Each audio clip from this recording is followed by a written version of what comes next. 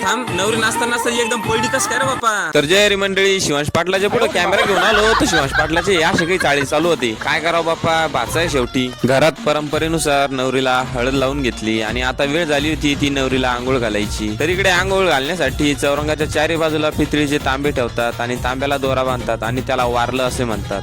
नवरीला आणून त्या वारल्यातल्या पाण्याने नवरीला आंघोळ घालतात आणि आयुष्यात कधी उडबशा घालो अथवा ना घालो पण लग्नाच्या टायमाला बरोबर उडबशा घालणं पडते रे बापा. खेड्या गावात हे सगळ्याच लहान पोरासोबत होतो बापा. घरातली नवरी असो का नवरदेव असो, त्याला बळजबरीन का होत नाही, आंघोळ घालणंच पडते भाऊ. त्यात आमच्या शिवांश पाटलाचाच नंबर लागला.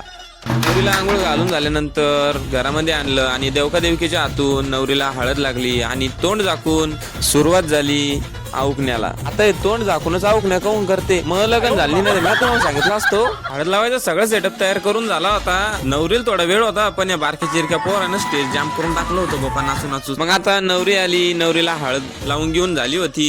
मग म्हणलं आता नवरी संग एक दोन फोटो तर काढून घ्या. म्हणलं बाप्पा नावापुरते का होत नाही, सगळ्यांनाच फोटो काढून घेतले आणि आता सुरुवात झाली होती ती मेन गोष्टीची. ज्याला नाचायचं होतं त्याला तर नाचूच दिलं, पण जे नाचणार नव्हते त्याला बळजबरीनं ओढून नाचायला आणलं. नाचायचं होतं पण नाचायची लाज वाटत होती, त्याने डायरेक्ट करच करून टाकला. पडद्याच्या मागे जाऊन आंध्रा पंधरात नाचत होती, पण आपण कुठे दम धरतोय, आपला कॅमेरा तिथे जाऊन त्याचा व्हिडिओ काढून आला. हे तर झालं आता हळदीचं. तर आपण भेटू आता लग्नाच्या व्हिडिओ मध्ये. पर्यंत तेवढं ते फॉलोचं बटन द्या दाबून.